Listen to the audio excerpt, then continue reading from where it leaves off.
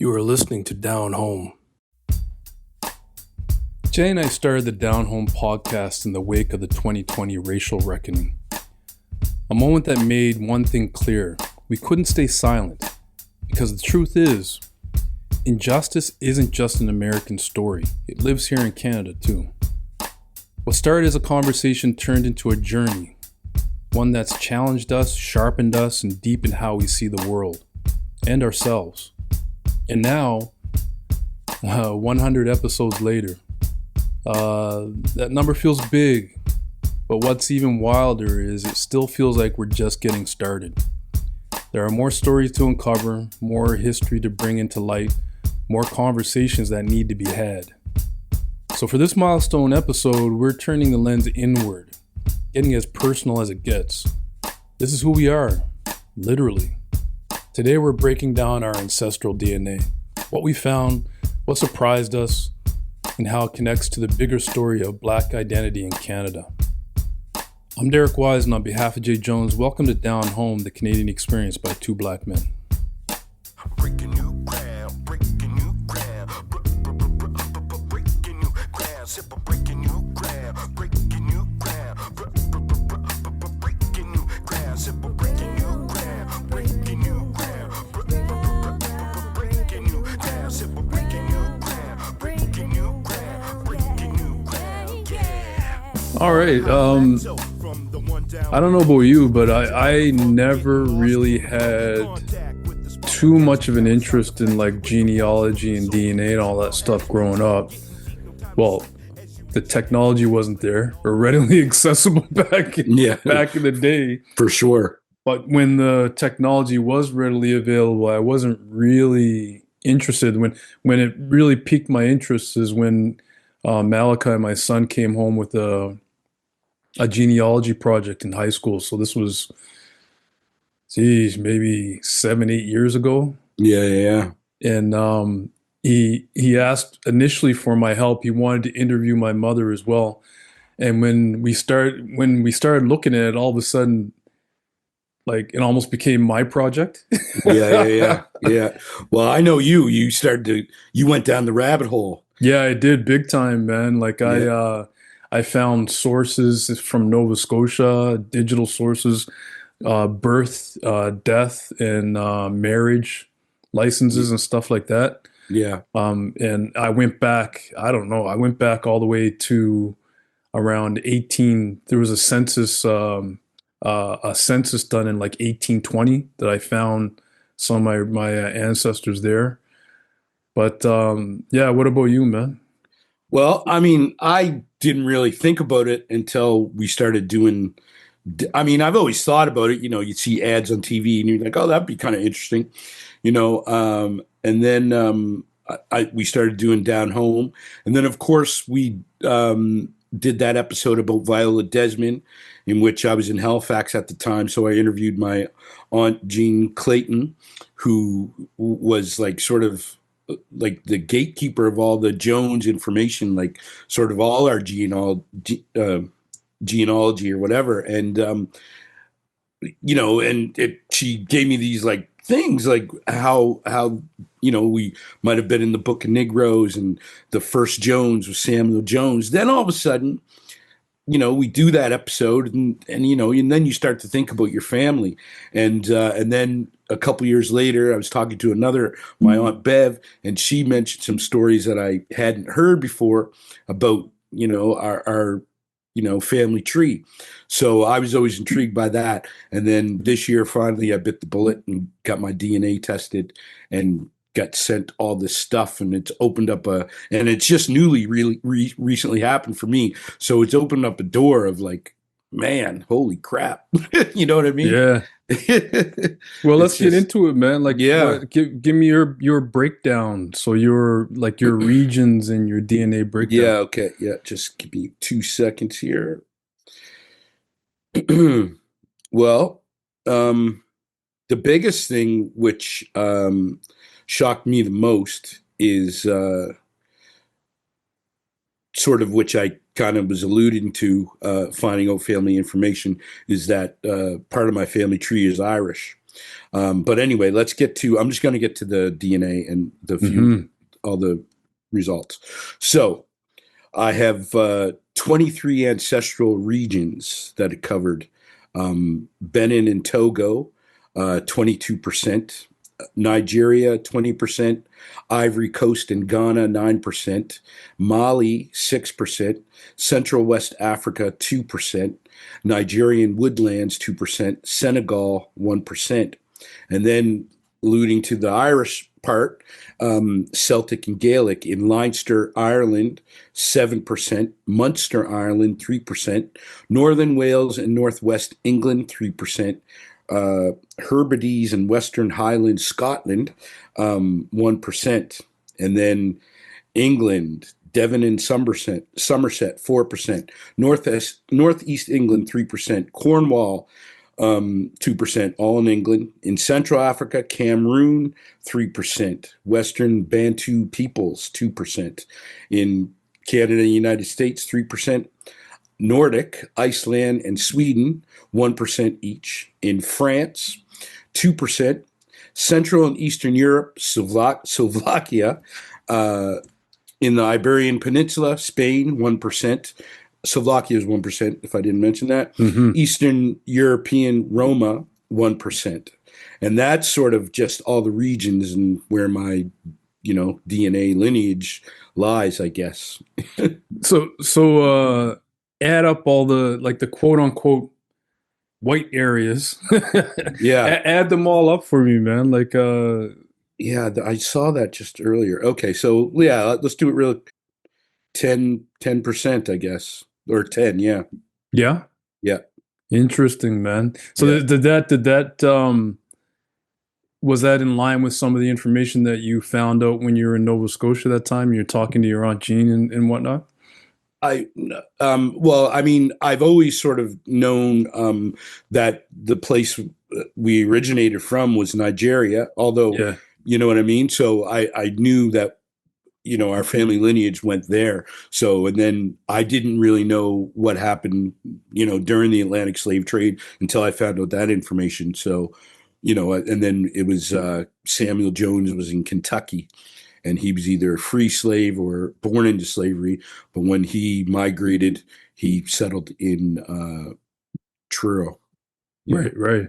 Yeah. But the what I was alluding to was like the white areas. Like that's something that we don't talk about in Nova Scotia. Nova Scotians generally are lighter skinned than Yeah. other black people Yeah. in North America, right? And that is due to like the integrations between black Canadians and white people. Well, in I that didn't area. really get that information from Aunt Jean. I got it from Aunt Bev when Aunt she Bev, mentioned right. when she mentioned possibly that my great grandfather Sidney Jones' father was Irish, and Right. which according to this I know his name and everything like that, and which explains my great grandfather is because he was even lighter complected than me, and he also had green eyes. So Right. which is but you don't really think about those things because No, you don't. he identified as black, right? Yeah. So, Yeah. It's and interesting, isn't it? yeah. And what about you? What is I mean, we talked about, you've known for a little bit, but we never did the breakdown, basically. No. Well, it's interesting because our breakdowns are very similar. Interesting. So We could be related, man. you never know. Yeah. Benin and Togo. So the first area is West Africa. So Benin Right. and Togo, Yes. 24%. I think yours was 22. It was. Nigeria, 19%. Yeah, mine was 20. Senegal, 9%. Ivory Coast, Ghana, 7%. Mali, 5%. Yorubaland, 1%. Central West Africa, 1%. North Central Nigeria, 1%. And then I have actually some lineage in Central Africa.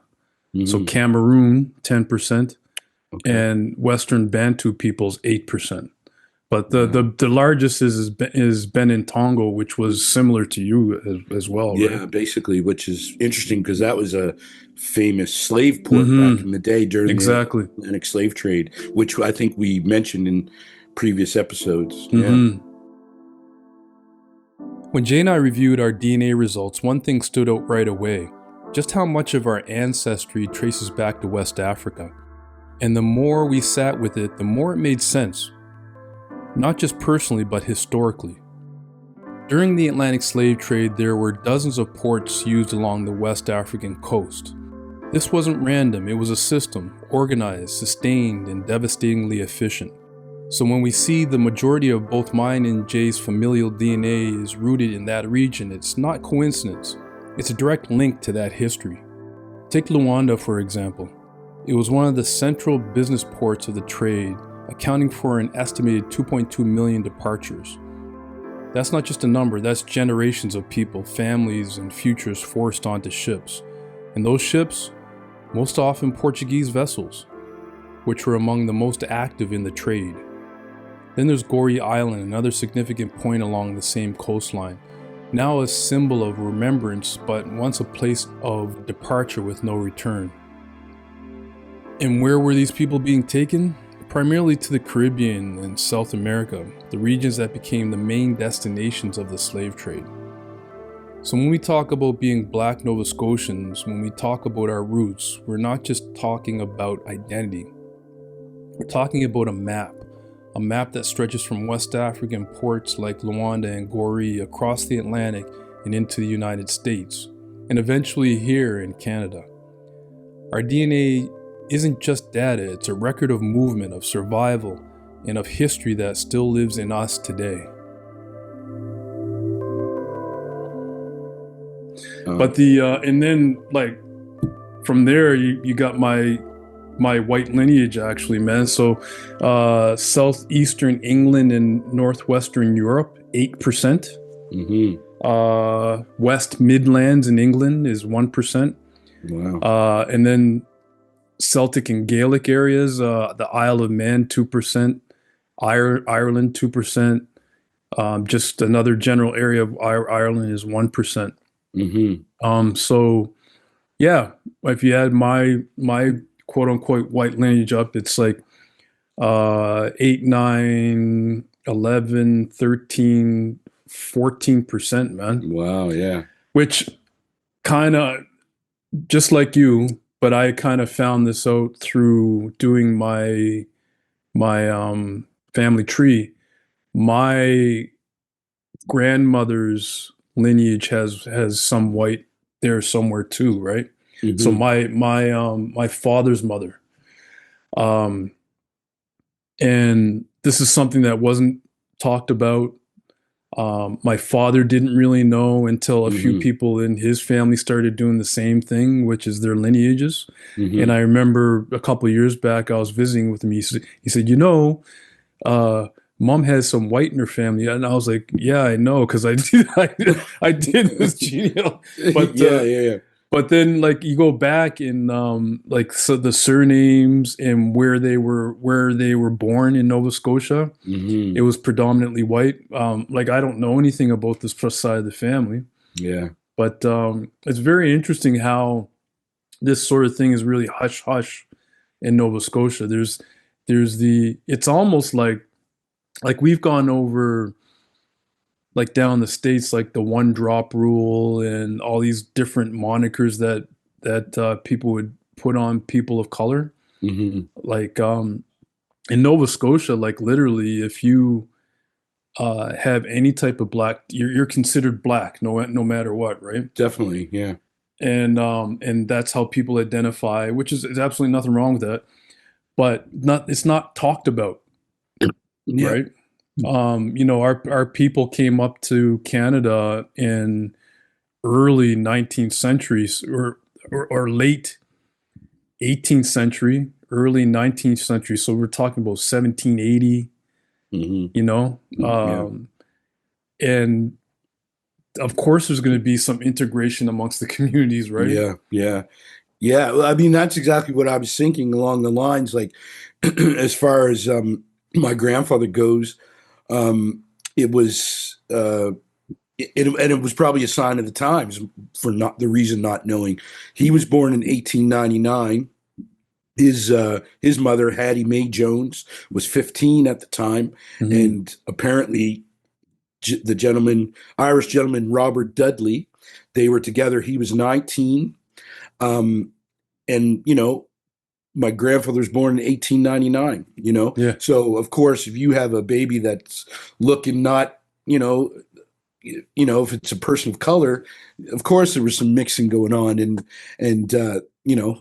it was very hush hush. And I think with sort of black families, of course, I think it's even a little bit more hush hush, just because of the connection to like slave masters and different things like that. Like seriously, because we want to be identified by the identity that that our life story, or at least our ancestors' life story, comes from. You know what I mean? Yeah, true. Yeah. Yeah, with my grandmother's, like, again, my grandmother on my father's side passed in the early 2000s, like 2002, I believe she passed. But, at that point I had lived in Australia and then I was living up here. But before that, the relationship that I had with her did not include talking about her family and like her background. So I doubt that my father had those conversations with her either. Yeah. Because it just, these things were not talked about. Yeah. But the Whalens were from, which was her father, her father's family, were from Cape Breton. Okay. And but then, like, this genealogy thing is crazy. So the Whalens are from there, but they moved to the Dartmouth side of in Nova Scotia. So they moved to oh my goodness, man, Guysborough Road. So I'm thinking that it wasn't him. I'm thinking he might have been mixed and just very light skinned, because my grandmother was quite light skinned too. Yeah. And I think he was mixed as well, because that, how else does, the reason I say that is because in Nova Scotia, especially during that time period, people didn't mix company. No, definitely not. And Guysborough Road was a black community. Yeah, definitely. So if you were to move into Guysborough Road, he was probably either a lighter complected black man, or identify as a black man. So that's the only thing that kind of makes sense to me, right? Yeah. But geez, so interesting, man. Yeah, Crazy. and it is so interesting. What I find interesting now that I look back in my mind of some of my relatives, like especially from the Irish side, my Aunt Bev, speaking of which, she was, dark complected, definitely identifies black, but was a little bit more light complected, but also had red hair. Really? And and also my grandmother, Irene, she had like tints of red hair. So it's interesting. And I don't know too much about my father's side and the Skinner side too much. I think there's been some linked up in my family tree, which I'll explore. But I also, oh goodness, I lost my train of thought. But I also thought it was interesting that on this thing, I have 897 matches, right? So I'm looking through this list of all these first and second cousins, twice removed, once removed, and some of them are white. And it's just like, I identify as black, and I'm not surprised, but it's funny to see how we're all connected, because even though some of those cousins, we carry 1% DNA, so we're connected. Exactly. And it also speaks on a larger scale of how much we are truly connected, like integrated. They're basically family in some way, shape, or form. So it's just interesting the way the world can be when it comes to differences, when actually, man, we're all connected more than we some think. way, shape, or form. It's interesting that you talk about the red hair. When I was younger, and during the summertime, my hair, because obviously it wasn't white like this when I was young, but like I have jet black hair, of course, but in the summertime, running around outside, my hair used to brown. Like I used to have brown hair Okay, yeah, from the sun. from the Yeah. sun, which is not something that happens to most black people, No, no, right? not at all. Yeah. Yeah. So it was quite interesting. I have pictures of it, Yeah. of me with a little brown afro, man. Oh, that's crazy. I didn't know that. Yeah. Yeah. I've never I think my afro was always, black, but Yeah. I still have a full head of hair to this day. I don't know if that's coming from the Irish side or what now, you know what I mean? But it's just funny, or the lineage. And actually they break down some of the traits Yeah. in the thing, which I find interesting, like what kind of food you might be more gravitate towards, and little things, hair on your fingers and different things like Yeah. that. Yeah. So I mean, it's not all correct, but it's funny because I can say, yeah, I'm kind of like that, or I can, you know what I mean? And it's just kind of interesting that people, that the family tree is much more bigger than the immediate ones that we know. And that's sad in a way, because I mean, of course, we're not going to meet all the lineage that we come from because they're all over the world. Yeah. But I think it's just kind of cool that there are things available like that. Like, who knows, as it goes on, you might connect and you might learn something from Oh. a different culture or whatever, Yeah. or ethnicity that you didn't know, but you're actually kind of a part of, you Yeah, know? true. Actually, from that app, someone actually messaged me, Oh, yeah, cool. and like an American person that Mhm. I'm like third cousins with. That Yeah.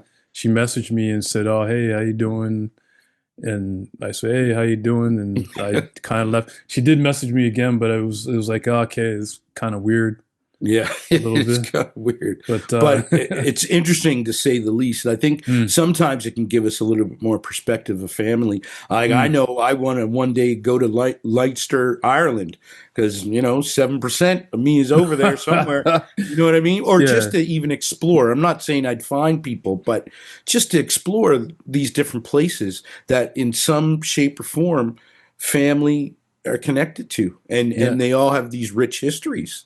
You know what I mean? Yeah, oh, which yeah, is definitely. which is kind of cool, and I think that's a kind of a cool thing. If we engage in our history a little bit more, we might understand a little bit more. Not to get all philosophic, and but I think it's just cool if we look at it from that lens. Like, we're connected. Yeah, yeah, true. Breaking new ground, breaking new ground, breaking new ground, sip of breaking new ground, breaking new ground, breaking new ground, sip of breaking new You have been listening to Down Home. Subscribe wherever you listen to podcasts. ground, sip of breaking new ground, breaking new ground, breaking new ground, yeah. On a high plateau, from the one down below to the future of the funk, getting lost in the flow. Contact with the spark magex. Now it's time to flex with the force from the soul, reaching all aspects, getting deep, no time to sleep. As you reach your next phase, laying it all on the line. New trails start to blaze. It's a fire inside, a brand new path, breaking down the sum to one. Feeling free, I just laugh with the joy of a beat boy. Just The song, Breaking New Ground, from The Breakdown. Only to see the perfect blend, like a diamond in the rough, ready to drop a perfect gem. It's time to shine, so fine to see what you find. Revolution.